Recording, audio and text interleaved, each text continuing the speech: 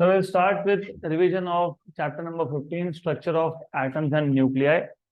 बहुत इंटरेस्टिंग, बहुत simple chapter है। इसमें दो पार्ट है, एक है एटॉमिक फिजिक्स, एक है nuclear physics. In first part of this chapter atomic physics we will basically cover different atomic models starting from Dalton, then Thomson, then Rutherford, then Bohr's model, and then we will go ahead with next part, that is nuclear physics. So let us start with next chapter, structure of atoms and nuclei. तो सबसे पहला अगर आपने यहाँ पे कुछ देखा था एटॉमिक फिजिक्स के पार्ट में, एटॉमिक फिजिक्स, इसमें सबसे पहले we have discussed different atomic models. सबसे पहला मॉडल था, if you remember, Dalton's model. तो first model was Dalton's model, and according to John Dalton, atom नाम ही मतलब है, it can not be further divided. So the smallest entity or smallest particle of a substance which cannot be further divided is known as atom, right?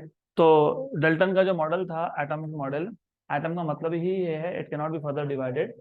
और basically this is a failed model. Of course there are some failures, it could not explain some basic properties जो observe properties थे। हम detail में जाएंगे नहीं, हम सिर्फ important topics का रिवीजन करते हैं। ये सिर्फ एक हिस्ट्री के लिए ठीक है कि पहले डल्टन का मॉडल आया, उसमें वो इंडिविजुअल मॉडल था, atom can not be further divided etcetera etcetera, वो ठीक है। Then it failed because it could not explain some observed phenomena related to atoms, right? उसमें से एक important aspect ये भी है, थॉमसन का model. Thomson was doing some experiment related to evacuated glass tubes, जिसमें एक कैथोड था, एक एनोड था। and it was seen कि जब आप कैथोड और एनोड में हाई वोल्टेज अप्लाई करते हो तो कैथोड से कुछ रेज इमिट होते हैं, जिसको पहले उसने बोला cathode ray, but it was later found that cathode से जो इमिट हो रहा है वो रेज नहीं है, वो है नेगेटिवली चार्ज पार्टिकल्स। और उस नेगेटिवली चार्ज पार्टिकल को थॉमसन ने बोला इलेक्ट्रॉन। तो that was the first time electron this word came into existence. तो उसके बाद का मॉडल था जे थॉमसन का model. So remember, Thomson was doing some experiment with evacuated glass tube in which there were two plates, एक था anode, एक था cathode, and when a high potential difference was applied between these two plates, it was seen that the cathode is emitting some kind of mysterious rays which were known as cathode rays. It was later found that these are not rays but these are negatively charged particles which Thomson called as electrons. Good. फिर question ये आया कि why only negatively charged particles are being emitted? तो Thomson gave his atomic model to explain कि negatively charged particles ही क्यों emit होंगे। So Thomson gave his atomic model in which you have basically electrons which are distributed uniformly over positively charged sphere. Good. And since positively charged sphere is heavy and it is solid and electrons are light, तो कौन emit होगा? Electrons will be emitted. फिर again Thompson model भी fail हो गया क्योंकि Thompson model could not explain observed spectra of an atom. So it could not explain observed spectra of an atom, तो ये भी फेल हो गया। फिर इसके बाद आया रुदरफोर्ड मॉडल। अब why fail? तो फिर अभी as I told you we are into revision classes, so you must know there are failures. पहला failure है it could not explain observed spectra, और भी एक failure है this is not stable atom, right? तो फिर Rutherford suggested an experiment to study the internal structure of atom to his two students Giger Marsden, और Geiger Marsden ने जो experiment किया उसको फेमस नाम है वो Rutherford's alpha particle scattering experiment। तो रुदरफोर्ड्स एक्सपेरिमेंट मतलब गिगर मार्सन एक्सपेरिमेंट, ये अल्फा पार्टिकल स्कैटरिंग एक्सपेरिमेंट है। आप इसको गिगर मार्सन एक्सपेरिमेंट भी बोलते हो।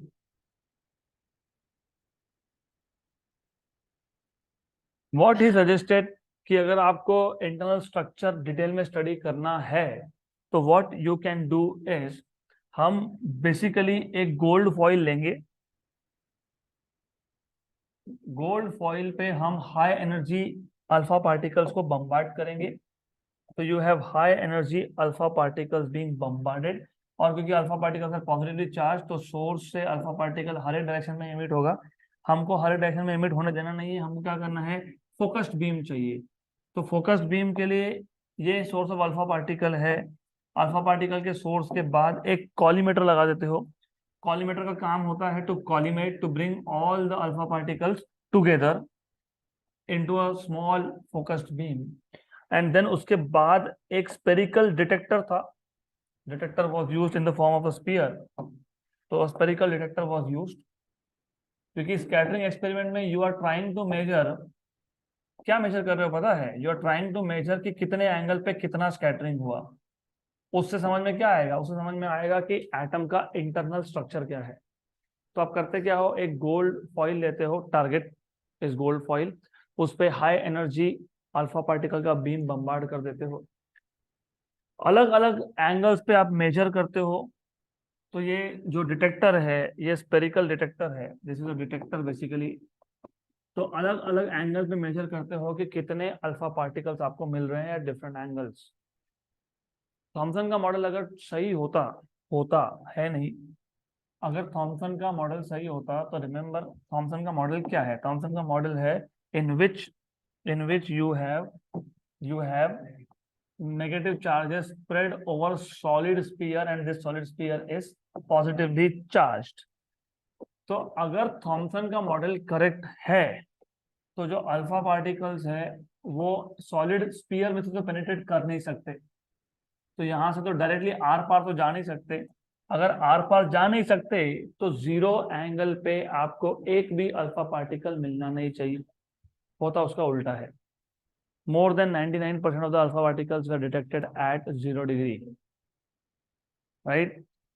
उसके बाद रिमेंबर, इसका मतलब the idea is very clear. अगर 0 डिग्री पे सबसे ज्यादा अल्फा पार्टिकल डिटेक्ट कर रहे हो, उसका मतलब ये है कि जो पॉजिटिव चार्ज है it should be in a very small region और एटम इज ऑलमोस्ट एम्प्टी। तो atom is maximum part of the atom is empty, नहीं तो आर पार होगा नहीं ना, it can not penetrate basically. Number 2, हमारा एक्सपेक्टेशन ये होता है कि maximum number of alpha particle should be scattered at angle less than 3 degree. Book to book vary करता है बट स्मॉल एंगल का स्कैटरिंग होना चाहिए, दैट इज द आइडिया। कहीं 1 डिग्री बोला होगा, कहीं 2 डिग्री बोला होगा, बट स्मॉल एंगल स्कैटरिंग होना चाहिए। क्योंकि जब चार्ज ज्यादा रीजन ऑक्यूपाई करता है तो चार्ज कॉन्सेंट्रेशन कम हो जाता है, कॉन्सेंट्रेशन चार्ज का कम हुआ तो फोर्सेस कम होते हैं, फोर्सेस कम होते हैं तो इंटरैक्शन कम होता है, मतलब वीक इंटरैक्शन होता है बेसिकली।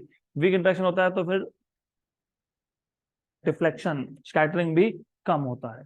तो स्कैटरिंग कम होता है तो स्मॉल एंगल स्कैटरिंग मिलना चाहिए। लेकिन हमने ये भी डिटेक्ट किया 1 in 4000, 4000 में से एक, it is scattered at 90 degree. तो अल्फा पार्टिकल आया और ऐसा गया 90 डिग्री।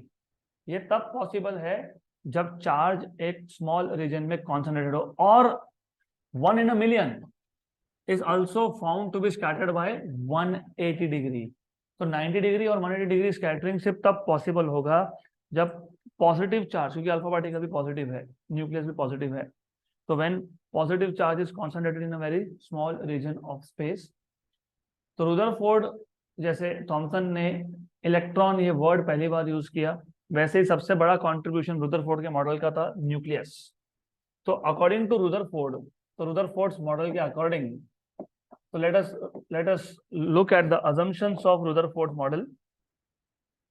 तो Rutherford मॉडल में सबसे पहला था all the positive charge and hence all the mass, क्योंकि most of the mass comes from positive charges, protons, they are much more heavier, right? वो तो बाद में पता लगा protons, लेकिन थॉमसन ने बता दिया था कि नेगेटिव चार्ज क्यों आ रहा है, क्योंकि नेगेटिव चार्ज बाहर क्यों निकल रहा है, क्योंकि वो लाइट है। पॉजिटिव चार्ज क्या है, हेवी है। तो most of the mass and all the positive charge, so all the positive charge is concentrated and of course hence mass is concentrated in a very small region, in a very small region at the center of atom, at the center of atom known as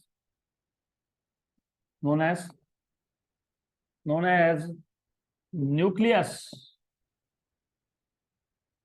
मैं सिर्फ important points highlight करूंगा, I will not write down a lot क्योंकि theory बहुत है इसमें. Number two, क्योंकि most of the positive charge is in the nucleus, so most of the mass is also in the nucleus. Number 3, size of nucleus. तो कितने angle पे कितने alpha particle scatter हुए उससे इन्होंने साइज ऑफ न्यूक्लियस भी बता दिया. Size of nucleus is around 10⁻⁻15 metre, which is 1 lakh times less than the size of atom. क्योंकि एटम का साइज होता है 1 एंगस्ट्रॉम, 10⁻⁻10. देन जब पूछा गया इलेक्ट्रॉन्स कहाँ है, तो electrons are revolving in circular orbit around nucleus just like planets revolve around sun. Good. तो ये 3-4 इंपॉर्टेंट पॉइंट्स है. गुड. तो ये था रुदरफोर्ड का basic model of an atom. All the positive charge is in a very small region of space at the center of the atom, which is known as nucleus. Most of the mass is also in the nucleus. The size of nucleus is 10⁻⁻15 meter, which is 1 lakh times less than the size of atom. Where are electrons? Electrons are in circular orbit around nucleus. तो बाकी सब चीजें we will not talk about. Important points he highlight करने हैं. And of course there will be questions, क्योंकि जैसे इसने बोला electrons are revolving in circular orbit, फंस गया. क्यों फंस गया? क्योंकि सर्कुलर मोशन, चाहे वो यूनिफॉर्म सर्कुलर मोशन हो, यूसीएम हो, it is accelerated motion. Because आपको पता है कि ऐसे केस में एक्सीलरेशन होता है towards the centre, which is centripetal. और यहाँ पे तुम इलेक्ट्रॉन की बात कर रहे हो, which is a charge particle. Any charge particle if it is accelerated और de accelerated, it emits radiation. तो इसका मतलब ये हो गया कि electron should also emit radiation, और अगर ऐसा हो रहा है तो इलेक्ट्रॉन का एनर्जी कम होते जा रहा है, and finally it should spiral into the nucleus, and hence this atomic model is unstable. So it could not explain stability of the atom. ये सबसे बड़ा ड्रॉबैक है. मैं ये नहीं बोल रहा हूँ कि और ड्रॉबैक नहीं है, और भी है, लेकिन ये सबसे बड़ा ड्रॉबैक है. तो ये उसका फेल्योर है, biggest failure of this atom, of this atomic model. तो इसके बाद आया Bohr's model. Bohr's atomic model is based on 3 postulates. तो बोहर ने क्या किया, 3 थ्योरी को कंबाइन कर दिया. कौन सा 3? Electromagnetic theory, classical theory, Planck's quantization of energy, quantum theory.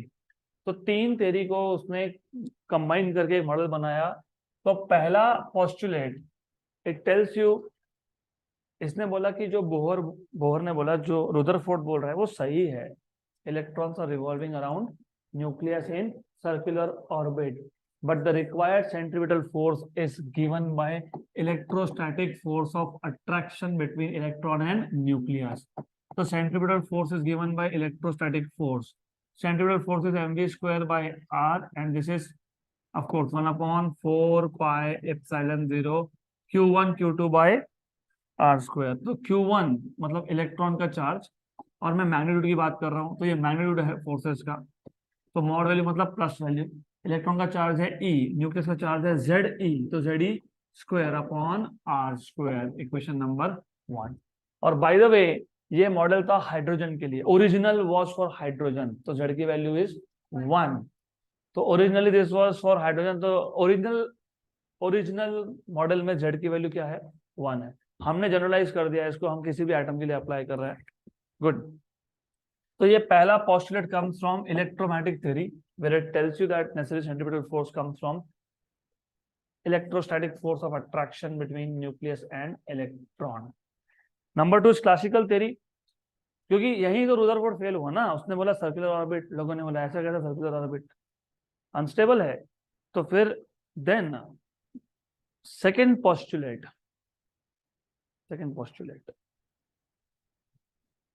only those orbits are allowed, मतलब electrons will not emit radiation, will not emit energy when they are in orbits in which angular momentum of electron is integral multiple of h upon 2 pi. तो L equal to NH upon 2 pi, ये है classical theory, क्योंकि classical theory के हिसाब से angular momentum should be equal to NH upon 2 pi. So only those orbits are allowed in which the angular momentum is equal to integral multiple of h upon 2 pi. But angular momentum होता है MVR equal to NH upon 2 pi. Question number 2. Then तीसरा था quantization of energy. तो देखो अभी Bohr ने बोला कि रुदरफोर्ड सही बोल रहा है, सर्कुलर ऑर्बिट है, लेकिन उस ऑर्बिट में एंगुलर मोमेंटम ऑफ इलेक्ट्रॉन अगर NH अपॉन 2 पाई है तो इलेक्ट्रॉन इमिट नहीं करेगा. लेकिन इलेक्ट्रॉन तो इमिट करता है ना, ये तो हमने ऑब्जर्व फेनोमेना है ये. Balmer series was known well before this model was put forward. Balmer series में 4 लाइन है visible, H alpha, H beta, H gamma, H delta. Values में अभी जाऊंगा नहीं, विजिबल रेंज में आता है वो values. I will not tell here now, right. 6563 4828 ऐसे 4 लाइंस है. तो एनीवेज, तो ये पता था कि ऑलरेडी हमको पता था कि एटम विल इमिट एनर्जी. तो फिर एटम एनर्जी इमिट करेगा कब? Whenever there is transition from higher energy orbit to lower energy orbit and energy is emitted in the form of packet. तो h नू या फिर hc बाय लैम्डा. इसलिए quantization बोला है ना, energy is emitted in the form of packets. तो whenever there is transition of electron from higher energy level to lower energy level, electron will emit energy. तो ये आ गया उसके 3 पोस्टुलेट्स. अब ये तीनों पोस्टुलेट्स को अगर आप यूज करोगे तो आपको 3 से 4 इंपॉर्टेंट इक्वेशन मिलेंगे. Radius of orbit, velocity of electron in orbit, energy of electron in orbit, right. तो पहले रेडियस के लिए हम लोग पहले 2 पोस्टुलेट यूज करते हैं. तो याद रखना, हमेशा ब्रेन मैपिंग करो पढ़ते वक्त, क्योंकि प्रॉब्लम क्या होता है, एक बार पढ़ते हो समझ में आता है, लिखते हो फिर भूल जाते हो. वो भूलना बंद तब होगा when you start understanding and stop memorising. रटना बंद करोगे तो अपने आप होता है. तो पहले 2 पोस्टुलेट यूज करोगे तो क्या मिलेगा? रेडियस. तो पहला पोस्टुलेट क्या था? mv square by r equal to 1/4 pi epsilon 0 z square by r square. बराबर. एक r और एक r कैंसल होगा, एक r और एक r हो जाएगा आपका कैंसल. सही है, बराबर. और क्या कैंसल होगा? कुछ नहीं, डन. तो यहां से मिल जाएगा v square equal to 1/4 pi epsilon 0 z square by r. और m भी शिफ्ट कर दो तो mr. Equation number 1. बराबर, करेक्ट. देन इसके बाद हमको और एक पता है, mvr, angular momentum mvr equal to NH upon 2 pi. तो v equal to NH upon 2 pi 1/mr. इसका भी स्क्वायर कर लो, n square h square upon 4 pi square 1/m square r square. Equation number 2. तो फ्रॉम इक्वेशन नंबर 1 एंड 2, दोनों का left hand side same है तो राइट हैंड साइड भी सेम होगा. तो 1/4 pi epsilon 0 z square upon mr equal to n square h square upon 4 pi square 1/m square r square. mr cancel, 4 pi 4 pi 4 pi 4 pi cancel. हमको क्या चाहिए था? r. तो एक r को कर दो यहाँ पे शिफ्ट, आगे r यहाँ पे yes. तो n square h square epsilon 0 upon pi m e square और साथ में z. तो हम सिर्फ n स्क्वायर को बाहर लिख देंगे, n स्क्वायर बाय z. बराबर है, यस. पक्का चेक कर लो ना, नोट्स है आपके पास, यही है. हाँ, n square h square epsilon 0 upon pi m e square z. बराबर. h square epsilon 0 pi m e square constant है, तो वो कांस्टेंट है तो you will have r equal to, वैसे r is proportional to n square by z. सही है, good. होना भी चाहिए। n is principal quantum number, जितना n का वैल्यू बढ़ेगा उतना ही रेडियस बढ़ेगा। बराबर, जितना z का वैल्यू बढ़ेगा उतना ही रेडियस कम होगा। z नंबर बढ़ना मतलब नंबर ऑफ इलेक्ट्रॉन्स बढ़ना, नंबर ऑफ प्रोटॉन्स बढ़ना, नंबर ऑफ प्रोटॉन्स इलेक्ट्रॉन्स बढ़ना मतलब फोर्स ऑफ अट्रैक्शन बढ़ना। फोर्स ऑफ अट्रैक्शन बढ़ने का मतलब होता है साइज कम होना। फोर्स ऑफ अट्रैक्शन बढ़ेगा तो electron and nucleus will come closer to each other, right. तो हो गया। और अगर हमारे पास सपोज हाइड्रोजन एटम है तो z की वैल्यू कितनी है 1, और अगर पहले ऑर्बिट की बात करें तो n की वैल्यू कितनी है 1, तो फिर उस केस में आपके पास r की वैल्यू मिल जाएगी। बाय द वे इसको हम लोग आर एन भी बोलते हैं क्योंकि it is a function of n। तो फिर यहाँ पे आप वैल्यू सब्स्टिट्यूट कर दो, तो therefore r1 equal to h square epsilon 0 upon pi me square. This is radius of first Bohr orbit और इसकी वैल्यू आपको याद होगी 0.537 एंगस्ट्रॉम। 0.537 एंगस्ट्रॉम आता है ये। Therefore, Rn in general is 0.537 n square by z angstrom। तो ये आ गया आपके पास radius of nth Bohr orbit. इसके बाद क्या फाइंड करना है, v फाइंड करना है। v कैसे फाइंड करोगे, तो वो भी सिंपल है। हमने अभी अभी लिखा mvr equal to nh upon 2 pi. तो v equal to nh upon 2 pi 1 upon mr। तो v equal to nh upon 2 pi 1 upon mr। r का इक्वेशन तुमने डिराइव किया, अभी किया। h square epsilon 0 n square, h square epsilon 0 n square upon pi me square z, pi me square z। जो जो cancel होता है cancel कर लो, कैंसल कैंसल कैंसल कैंसल, एक n एक h एक n एक h हो गया कैंसल, राइट। तो v equal to 1 upon 2h epsilon 0 n A square z, तो z ई स्क्वायर। तो v is inversely proportional to n, और ऐसा होना भी चाहिए था क्योंकि जितना n नंबर बढ़ेगा मतलब उतना ही इलेक्ट्रॉन अपने न्यूक्लियस से दूर है, तो फोर्स ऑफ अट्रैक्शन कम होगा तो एनर्जी कम होगा, एनर्जी कम होगा तो वेलोसिटी भी कम होगा। तो इनवर्सली रिलेटेड होना चाहिए और है, करेक्ट है, दिस इज राइट। इसके बाद हमने फाइंड किया था energy of electron in nth Bohr orbit. तो energy of electron in nth Bohr orbit, तो energy is kinetic energy plus potential energy. अब ऐसा क्यों लिखा है, क्योंकि मोशन में है इलेक्ट्रॉन तो काइनेटिक एनर्जी है, और क्योंकि इलेक्ट्रॉन ये न्यूक्लियस के फील्ड में है तो पोटेंशियल एनर्जी भी है। पोटेंशियल एनर्जी कब होता है, when one charge is in the field of another charge. तो काइनेटिक एनर्जी क्या आएगा, सिंपल है।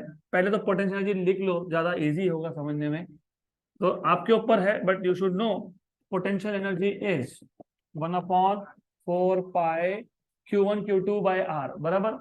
Q1 Q2, Q1 is ZE, Q2 is minus E, क्योंकि न्यूक्लियस इज ZE चार्ज और electron is minus E charge, ZE by R, distance is R।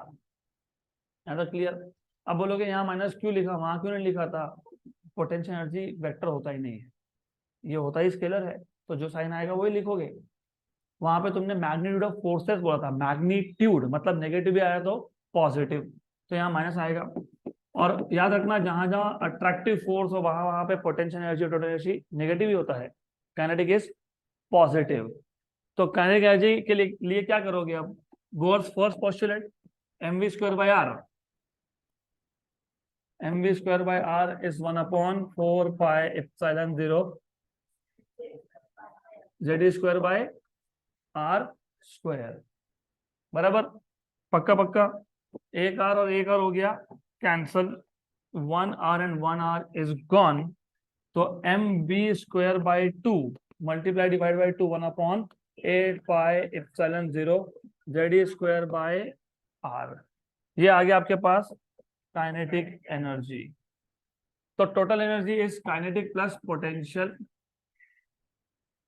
तो kinetic plus potential, तो kinetic energy is 1/8 pi epsilon 0 Z E square by R, potential is -1/4 pi epsilon 0 Z E square by R.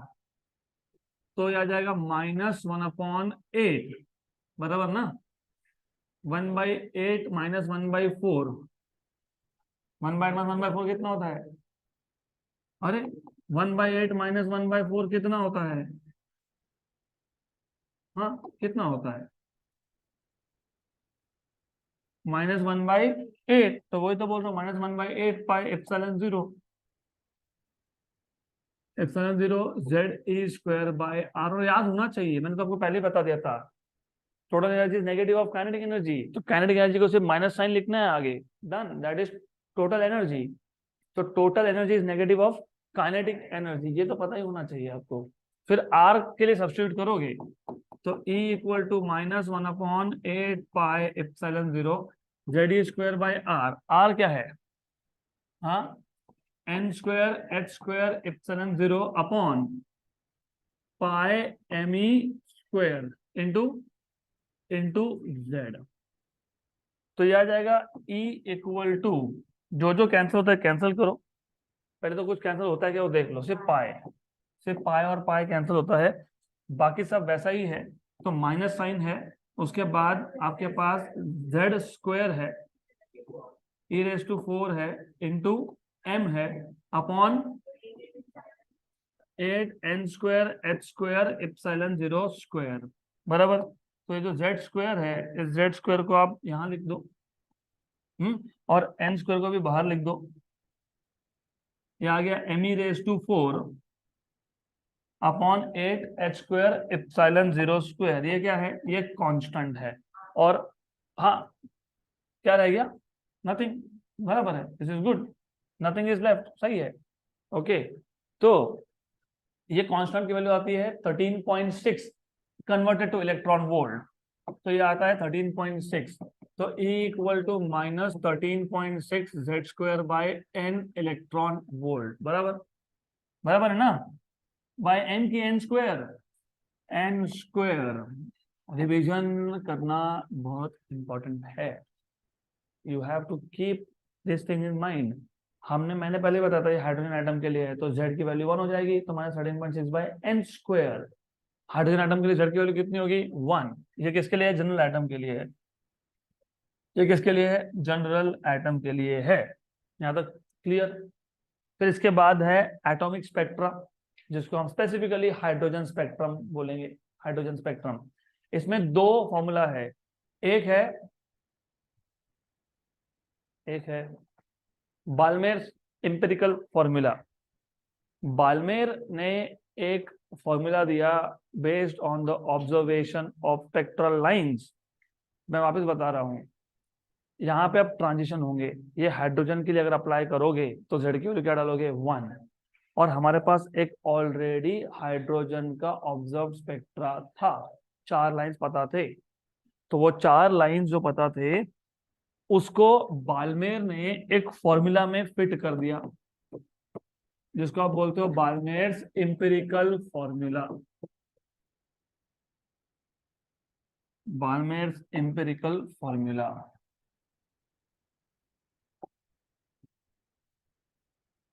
और ये बाल्मेर्स empirical formula जो है, you should no, this gives you what? Wavelength देता है, क्या देता है? 1/, वेवलेंथ देता है, क्या देता है? 1/λ, 1/वेवलेंथ। ये क्या आता है? R 1/2 square minus 1/n square, where n value is 3, 4, 5 and 6, क्योंकि ये 4 ही लाइंस नोन थे तब। क्लियर? उसके बाद जब बोहर्स मॉडल आया, बोहर्स मॉडल एक्सेप्ट हुआ, तो फिर अगर आप बोहर्स मॉडल अप्लाई करके फॉर्मूला डिराइव कर रहे हो तो उसको आप बोलते हो बोहर्स फॉर्मूला या फिर बोहर्स रिलेशन। उसको आप बोलते हो बोहर्स फॉर्मूला या फिर बोहर्स रिलेशन, करेक्ट? क्लियर? तो in this case E N minus EP, क्योंकि according to Bohr's third postulate energy limit कब होता है? whenever electron makes a transition from higher energy orbit to, तो अगर nth is higher energy level and pth is lower energy level, the transition is from en to p, मतलब en minus ep will be the amount of energy that is liberated, that is released. तो en minus ep, आपके पास already en है, कितना है en? I am talking about not this formula but this formula, minus m e raised to 4 upon 8 h square epsilon 0 square z square by n square. तो ये formula है, ये E N है और आपको साथ में क्या चाहिए? ईपी. तो ई एन माइनस ईपी, ये याद रखना. E N minus of minus is plus M E raise to 4 upon 8 H square epsilon 0 square Z square by P square.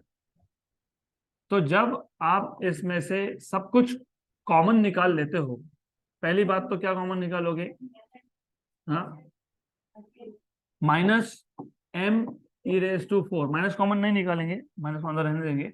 तो m E raise to 4 upon 8 H square epsilon 0 square Z square को वहां लिख देता हूँ 1 upon P square minus 1 upon N square, क्योंकि minus कौन है? N square, plus कौन है? P square. बराबर, right. What is E N minus EP? H nu. What is H nu? H C by lambda. तो ये एच वहां shift कर दो, सी भी वहां शिफ्ट कर दो, तो क्या बचा? 1 by lambda equal to m E raise to 4 upon 8 h cube epsilon 0 square c, बराबर एच क्यूब और ये c 1 by P square minus 1 by n square साथ में जेड स्क्वायर. ये जो बाहर है कौन है? हिल्सबर्ग कांस्टेंट है. तो this is equal to R 1 upon P square minus 1 upon N square into Z square. अगर जेड की वैल्यू बढ़ डालोगे तो बन जाएगा हाइड्रोजन के लिए. तो एग्जैक्टली सेम फॉर्मूला आया from observations and from theory. मतलब जो मॉडल बोहर ने दिया it is well accepted model, तो चलेगा. Right, good. इसके बाद हम डिस्कस करते हैं hydrogen spectrum, energy diagram, energy level diagram for hydrogen. तो हाइड्रोजन के लिए सिर्फ जेड की वैल्यू डाल देंगे 1, तो फॉर्मूला बन जाएगा ऐसे. Yes, good. और अगर आपको डायरेक्ट लिखना है तो डायरेक्टली आप बोल सकते हो energy in nth orbit of electron in hydrogen atom is minus 13.6 by n square eV, direct in terms of eV.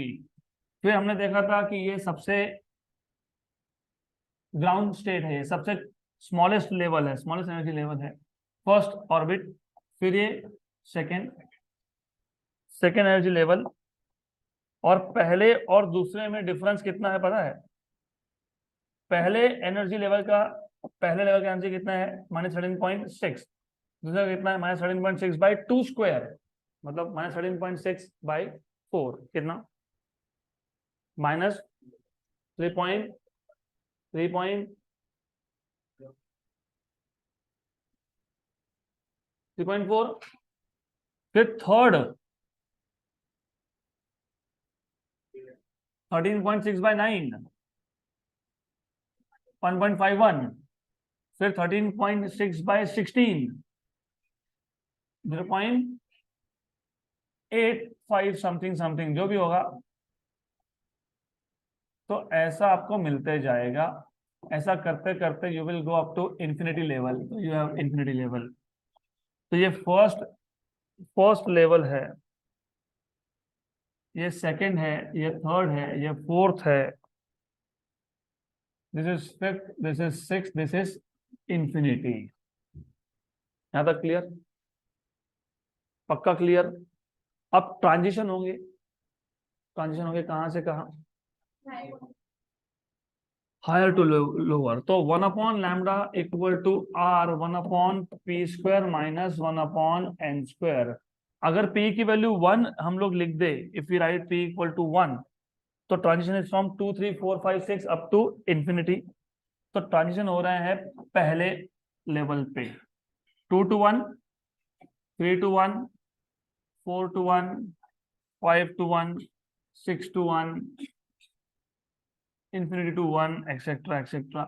इसको आप बोलते हो लीमेन सीरीज, लाइमेन या लीमेन जो भी बोलो। तो इस इज लाइमेन और लीमेन सीरीज। तो ये एक सीरीज आ गया, पहला सीरीज है, and it lies in ultraviolet region. और इस सीरीज का जो शॉर्टेस्ट वेवलेंथ होगा उसको बोलोगे सीरीज लिमिट। और शॉर्टेस्ट वेवलेंथ के लिए एनर्जी डिफरेंस होना चाहिए मैक्सिमम, क्योंकि En minus EP equal to hc by lambda, inversely proportional है। Energy difference is inversely proportional to wavelength. तो वेवलेंथ शॉर्टेस्ट होने के लिए एनर्जी डिफरेंस क्या होना चाहिए? मैक्सिमम। तो whenever there is transition from infinity to first, you get series limit of Lyman series। मैं बताऊंगा वो सीरीज लिमिट। तो ये लाइमेन सीरीज है, लीमेन लाइमेन जैसा भी रीड करना है। इसके बाद है बाल्मेर सीरीज। बाल्मेर सीरीज में ट्रांजिशन होता है from 3 to 2, 4 to 2, 5 to 2, 6 to 2, infinity to 2, correct? Then you have, this is Balmer series, this is Balmer series, and then you have Paschen series, 4 to 3, 5 to 3, 6 to 3, infinity to 3, Lyman, Balmer, Paschen। उसके बाद है Brackett series, 5 to 4, 6 to 4, infinity to 4, of course 7 to 4, 8 to 4 सब कुछ है, दिखा नहीं रहा मैं। This is which series? Lyman, Balmer, Paschen, bracket. This is bracket series। उसके बाद कौन सा सीरीज है? फुंड सीरीज है। उसके बाद you have Pfund series, transition from 6 to 5, 7 to 5, 8 to 5, infinity to 5। This is Pfund series. Pfund series UV, visible और बाकी 3 इंफ्रारेड। तो ये याद रखना, अब P की वैल्यू 1 2 3 4 5। पहले सीरीज के लिए P की वैल्यू 1 है, मैं लिख देता हूं यहाँ पे। पहले सीरीज के लिए P की वैल्यू 1 है, N की वैल्यू 2 3 4 5 एक्सेट्रा एक्सेट्रा है। दूसरे केस में P की वैल्यू 2 है, N की वैल्यू 3 4 5 6 एक्सेट्रा एक्सेट्रा। उसके बाद P की वैल्यू 3 है, N की value 4 5 6 so on so forth। उसके बाद P की वैल्यू 4 है, N की वैल्यू 5 6 7 8 एक्सेट्रा एक्सेट्रा। उसके बाद P की वैल्यू 5 है, N की वैल्यू 6 7 8 एक्सेट्रा एक्सेट्रा। तो दैट इज द आइडिया। और सीरीज लिमिट क्या होता है? Shortest wavelength of each series is known as.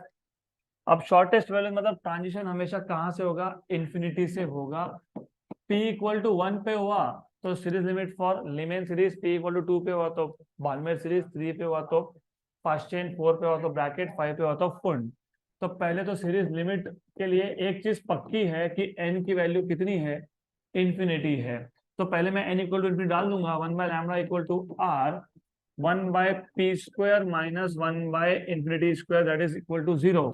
तो 1 by lambda equal to r by p square, therefore lambda equal to p square by r। और 1 bye r की value आती है 911.5 angstrom, क्योंकि r की वैल्यू 1.097 into 10 raised to -7, -7 ना कि +7? +7 होना चाहिए। तुम एंगस्ट्रॉम में बोल रहे हो, एंगस्ट्रॉम मतलब -10 raised to माइनस, तो नीचे प्लस होगा तो ऊपर जाके माइनस होगा ना। बहुत सारा पढ़ना बाकी है आपको, बहुत सारा, अनफॉर्चुनेटली। सॉरी टू से this but I will be honest always. कोई ये नहीं है, बाकी है तो बाकी है, उसमें क्या हो गया? तो ये जनरल फॉर्मूला आ गया किसके लिए? सीरीज लिमिट के लिए। तो अगर आप पहले सीरीज के सीरीज लिमिट की बात कर रहे हो लीमेन के लिए, तो सिंपल है, लीमेन के लिए P की वैल्यू कितनी होती है? 1। तो सीरीज लिमिट कितना होगा? 1 बाय लैम्डा कितना आएगा? कितना आएगा? P की वैल्यू क्या डालोगे? 1, तो क्या आएगा? 911.5 एंगस्ट्रॉम। फिर क्या आएगा? बाल्मेर, बाल्मर के लिए पी का वैल्यू क्या आता है 2, तो ये क्या आएगा 911.5 इंटू 2 स्क्वायर मतलब 4। अगर मैं 912 लेता हूँ, 912 लेता हूँ, तो 912 इंटू 4 इज 3648। अगर 911.5 लेता हूँ तो 3646 बराबर एंगस्ट्रॉम, बराबर है, दैट इज राइट। फिर लीमेन बाल्मर पास्टेन, तो पास्टेन सीरीज के लिए पी का वैल्यू आता है 3। क्या आता है 3, तो lambda equal to 911.5, 3 square is 9। 912 लोगे, अगर 912 लोगे तो into 9, 900 into 9 is 8100, 12 into 8 8170। I am asking you very simple questions. मैंने आपसे सिर्फ इतना पूछा 912 इंटू 9 बताओ, 8208। कैसे करते हो?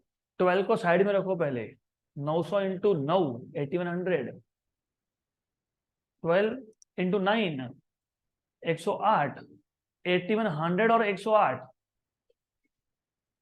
8208।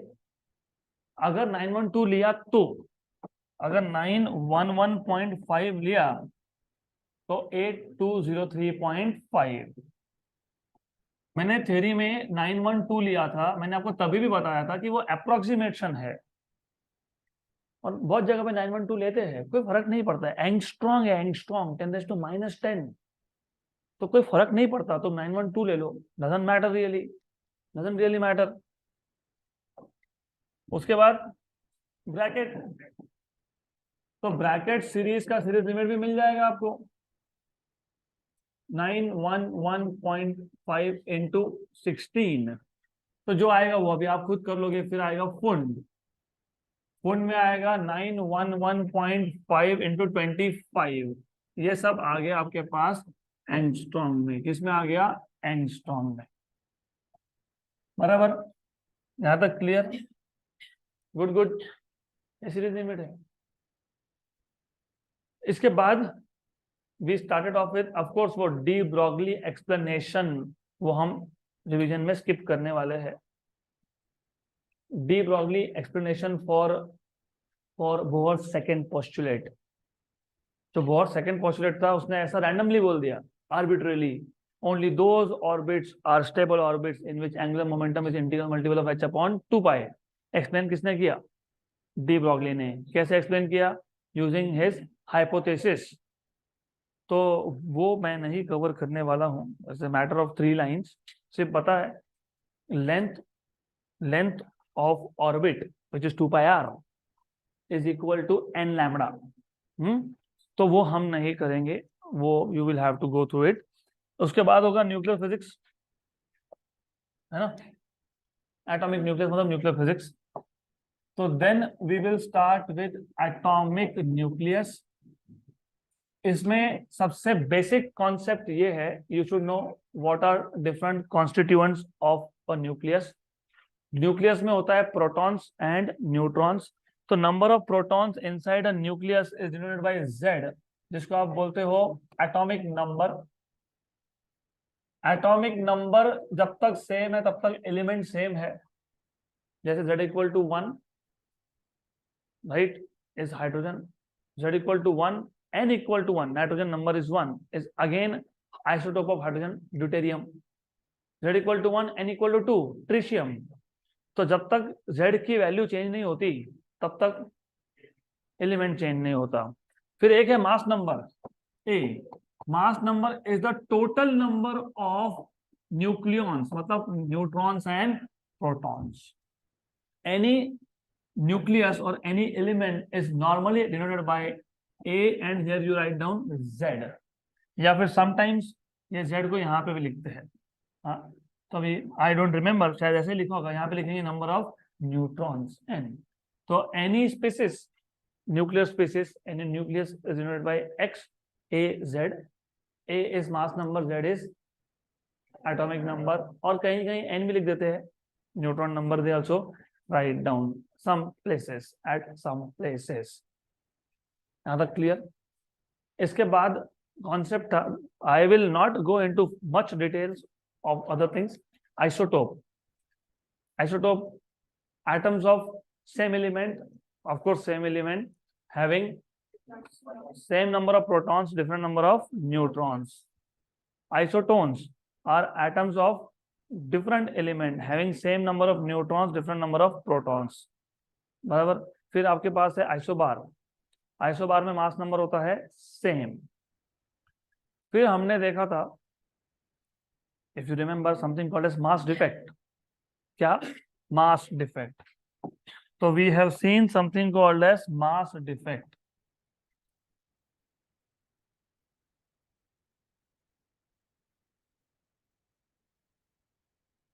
तो ये मास डिफेक्ट क्या होता है? आइडियली एक्सपेक्टेशन हमारा ऐसा है कि अगर हमारे पास एक न्यूक्लियस है, उसमें अगर 10 प्रोटॉन और 10 न्यूट्रॉन है, तो न्यूक्लियस का मास होना चाहिए 10 MP plus 10 MN. 10 times of mass of proton plus 10 times of mass of neutron. ये एक्सपेक्टेड मास है. लेकिन ऑब्जर्व्ड मास जो होता है, मेजर्ड मास, इससे कम मिलता है. बराबर. तो जितना मिलना चाहिए उतना नहीं मिला, मतलब देयर इज सम मिसिंग मास. तो मैं ये बोल रहा हूं कि अगर हमारे पास एक न्यूक्लियस है जिसका मास नंबर Z है और न्यूट्रॉन नंबर N है, तो टोटल मास मिलना चाहिए ZMP प्लस NMN. ये एक्सपेक्टेड मास है, लेकिन मिलता है इससे कम. तो ये जो difference in expected and observe mass है, इसको बोलते हो मास डिफेक्ट. क्या बोलते हैं इसको? Mass defect. अब क्वेश्चन ये आया कि ये मास डिफेक्ट आया क्यों? तो the answer is binding energy. कि ये मास गायब कहां हो गया? वेयर इज दिस मिसिंग मास? तो the answer is binding energy. तो आपको पता है कूलम्ब लॉ के according positive charges must repel each other. लेकिन न्यूक्लियस विच इज 10⁻⁻15 मीटर, उस इतने छोटे से जगह में you have large number of protons together.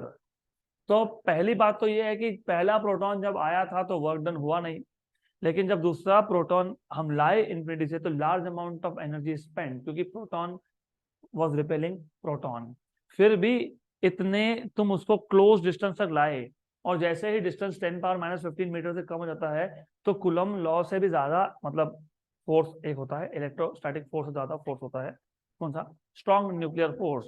तो strong nuclear force starts acting, and strong nuclear force is always attractive force. लेकिन 10⁻⁻15 metre तक तो लाना पड़ेगा. Large amount of work will be done, क्योंकि प्रोटॉन और प्रोटॉन पहले क्या कर रहे थे? रिपेल कर रहे थे. तो अपने आप तो आएंगे नहीं, large amount of work is to be done. तो ये वर्क डन किसने किया? हमने तो नहीं किया. तो ये जो वर्क डन है, ये मास का ही कुछ पार्ट एनर्जी में कन्वर्ट हुआ, क्योंकि according to Einstein's mass energy relation, mass can be converted to energy. तो न्यूक्लियॉन्स का ही खुद का कुछ मास कन्वर्ट हो गया टू बाइंड द न्यूक्लियॉन्स, मतलब neutrons and protons together inside the nucleus. इसको आप बोलते हो बाइंडिंग एनर्जी. तो binding energy is coming from mass defect delta mc². ये जूल में है. अगर आपको ईवी में चाहिए तो सीधा सीधा इसको 931.5 से मल्टीप्लाई कर लो, आपको मिल जाएगा MeV में, मिलियन इलेक्ट्रॉन वोल्ट में, स्ट्रेट अवे. बट कंडीशन है कि जो मास डिफेक्ट है, it should be in atomic mass unit. It should be in atomic mass unit. ये किसमें चाहिए? AMU में होना चाहिए. ये कंडीशन है उसका. This is necessary condition. यहां तक क्लियर? पक्का पक्का? Sure sure? तो अब if you plot, there is something called as binding energy curve. Stability curve भी बोलते हैं इसको. If you plot binding energy per nucleon versus mass number, अगर आप बाइंडिंग एनर्जी पर न्यूक्लियॉन को प्लॉट करते हो अगेंस्ट मास नंबर, तो the curve that you get is something like this. तो यहाँ पे एक रीजन है, याद है? नंबर याद है? कहां से कहां तक? 32 170 कि 42 170, 30 से रफली 170 तक.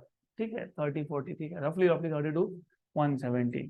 तो इफ यू सी 30 से 170 के बीच में ये ज्यादा वेरिएशन नहीं है, it is more or less constant. Binding energy per nucleon for nucleus with mass number, नहीं atomic number, sorry mass number from 30 to 170 is more or less same. मैं binding energy per nucleon की बात कर रहा हूँ। अब ये binding energy per nucleon का मतलब क्या है?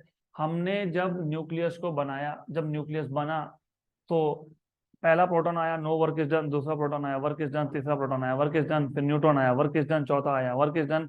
तो ये सारा का सारा एनर्जी स्टोर हो गया विथ ऑल द न्यूक्लियॉन्स। 10 होंगे तो 10 में टोटल एनर्जी है। सपोज सपोज 1000 MeV का एनर्जी है और 10 न्यूक्लियॉन है।